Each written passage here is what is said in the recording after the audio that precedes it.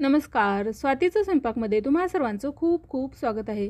तर आज आपण एकदम मऊ लुसलुशीत आणि जाळीदार असे टम्म फुगलेले आप्पे कसे बनवायचे ते आज बघणार आहोत।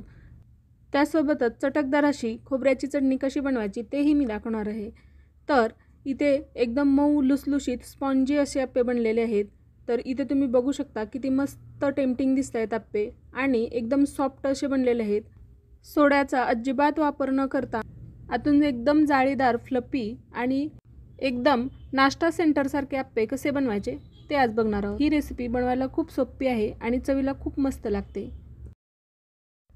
आणि पोटभरीचा असा हा नाश्ता बनवून तयार होतो। चला तर रेसिपीला सुरुवात करूया। तर इथं मी तांदूळ घेतलेले आहेत। तर हे जाडसर तांदूळ आहेत, रेशनचे तांदूळ मिळतात ते तांदूळ आहेत। तर इथे मी 3 वाटी तांदूळ घेतलेले आहे। तुम्ही कुठल्याही भांड्याने घेतलं तर ते 3 भांडी घ्यायची आहे तांदळाची आणि त्यासोबतच इथं आपल्याला 1 वाटी उडदाची डाळ घ्यायची आहे। तर आप्प्याचं किंवा इडलीचं प्रमाण हे 3:1 असतं। 3 वाटी तांदूळ असतील तर 1 वाटी उडदाची डाळ वापरायची आहे। तर इथं मी 1 वाटी उडदाची डाळ स्वच्छ निवडून घेतलेली आहे आणि तांदूळही स्वच्छ निवडून घेतलेले आहेत। आता हे दोन्हीही मी एका भांड्यामध्ये घालून घेतलेलं आहे आणि याला स्वच्छ धुवून घ्यायचं आहे। 2 ते 3 वेळा चांगलं पाण्याने धुवून घेतल्यानंतर यामध्ये पाणी घालून आपल्याला हे भिजत ठेवायचं आहे 6 ते 7 तास किंवा सकाळी भिजू घातलं तर रात्री आपल्याला हे स्वच्छ धुवून भरडून घ्यायचं आहे किंवा मिक्सरला बारीक करून घ्यायचं आहे। तर इथं मी रात्री मिक्सरला हे वाटून घेतलेलं आहे। वाटताना आपल्याला गरजेनुसार थोडंसं पाणी यामध्ये ॲड करून घ्यायचं आहे, म्हणजे हे एकदम छान असं स्मूथ बॅटर बनेल आणि चांगलं मिक्स करून घ्यायचं आहे। परत हे रात्रभर आपल्याला असंच फर्मेंट होण्यासाठी ठेवायचं आहे। तर थंडीचं वातावरण असेल तर ते जास्त फुगत नाही, उन्हाळ्यात वगैरे खूप जास्त फुगतं। तर इथं मी रात्रभर असंच ठेवलं होतं आणि सकाळी इथं आपलं हे बॅटर चांगलं फर्मेंट झालेलं आहे। याला चांगली जाळीही आलेली आहे। इथं तुम्हाला मी दाखवते। रात्रभर आपल्याला ठेवल्यानंतर छान अशी याची जाळी आलेली आहे, बघू शकता। इथं आपलं हे बॅटर चांगलं फर्मेंट झालेलं आहे। आता यामध्ये अजिबात सोडा घालायची गरज पडत नाही। आपलं बॅटर चांगलं फर्मेंट झालं की याला छान अशी जाळी येते आप्प्यांना। त्यामुळं बॅटर हे रात्रभर 7 ते 8 तास कमीत कमी फर्मेंट व्हायला ठेवायचं आहे आणि गरम ठिकाणी। आता हे चांगलं मिक्स करून घेऊया। चांगलं याला फ्लफी बनवण्यासाठी आपल्याला अशा पद्धतीनं छान असं फेटून घ्यायचं आहे हे बॅटर, म्हणजे हलकं होतं। आता यामध्ये चवीनुसार मीठ घालून घ्यायचं आहे। तर इथं मी 1 ते 1.5 चमचा मीठ घालून घेतलेलं आहे आपलं जे बॅटर आहे त्याच्या हिशोबाने चवीनुसार, आणि थोडंसं पाणी घालून घेतलेलं आहे मी, तर थोडंसं घट्ट वाटते म्हणून। आणि आता परत याला छान असं मिक्स करून घ्यायचं आहे आपल्याला। तर इथे बघू शकता आपलं आप्पे बनवण्यासाठीचं बॅटर तयार झालेलं आहे। आता आपण आप्पे बनवायला घेऊया। तर इकडं मी गॅसवरती आप्पे पात्र ठेवलेलं आहे। आता यामध्ये आपल्याला तेल सोडून घ्यायचं आहे आणि यामध्ये आता आपण बॅटर सोडून घेऊया। तर पूर्ण फुल भरायचं नाही, थोडंसं कमी भरायचं, म्हणजे ते आप्पे फुगून अजून वरती येतात। तर इथे बघू शकता अशा पद्धतीनं आपण थोडं थोडं करून आपल्याला पूर्ण आप्पे पात्रामध्ये हे बॅटर सोडून घ्यायचं आहे आणि खूप जास्त भरायचं नाही, कारण ते टम्म फुगतात आणि ते वरती येतं। त्यामुळे आपण त्या लेवलच्या थोडंसं खाली भरायचं आहे। आता यावरती झाकण ठेवून 2-3 मिनिटे याला चांगली वाफ काढून घ्यायची आहे आणि त्यानंतर आपल्याला हे पलटी करून घ्यायचे आहेत। तर तुम्ही इथे बघू शकता पलटी केल्यानंतर किती मस्त असे एका साईडनं आपले आप्पे भाजून तयार झालेले आहेत। तर जे मधले आप्पे असतात त्याला थोडी जास्त उष्णता लागते, त्यामुळं ते पहिलं पलटून घ्यायचे आहेत आणि साईडच्याला थोडी कमी उष्णता लागते।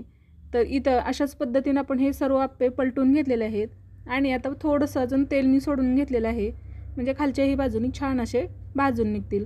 तर आता हे दुसऱ्याही बाजूनी छान असे भाजलेले आहेत आणि टम्म असे हे आप्पे फुगलेले आहेत।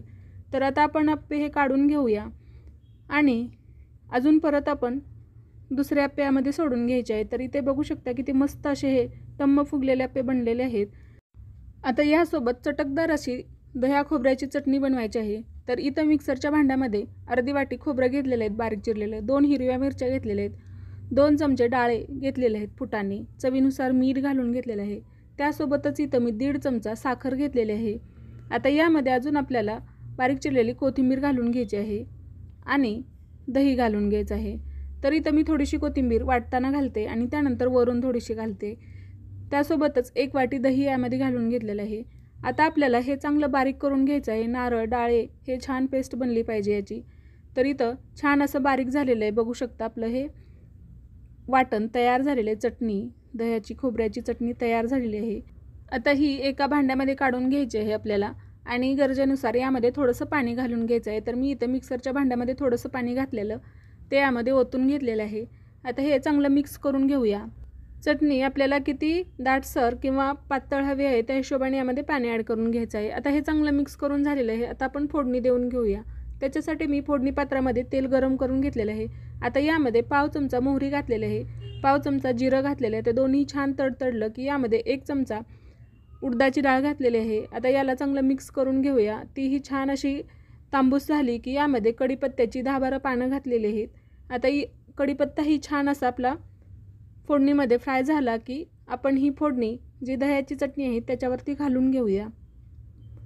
तर इथं मी फोडणीमध्ये मिरची टाकलेली नाही कारण आपण वाटताना मिरची टाकलेली आहे आणि यावरती बारीक चिरलेली कोथिंबीर घालून घ्यायची आहे आणि मिक्स करून घ्यायचं आहे. तर इथं आपली चटकदार अशी दह्याची चटणी तयार झालेली आहे. खूप टेस्टी लागते आणि आप्पेही आपले सर्व बनवून झालेले आहेत. तर बघू शकता किती मस्त असे आप्पे तयार झालेले आहेत. मी यासोबत सांबारही बनवलं होतं. जर तुम्हाला सांबारची रेसिपी हवी असेल तर मला कमेंटमध्ये नक्की सांगा. तर हे आप्पे एकदम नाश्ता सेंटरसारखे मस्त मऊ लुसलुशीत टम्म फुगलेले जाळीदार असे बनतात.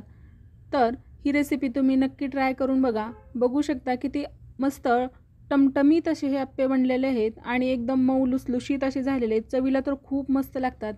तर ही रेसिपी तुम्ही नक्की ट्राय करून बघा. आवडली असेल तर लाईक करा, शेअर करा आणि सबस्क्राईब करा. सोबतच बेल बटन दाबायलाही विसरू नका, ज्यामुळे माझ्या नवीन रेसिपीच्या नोटिफिकेशन तुम्हाला मिळतील. रेसिपी पाहिल्याबद्दल धन्यवाद.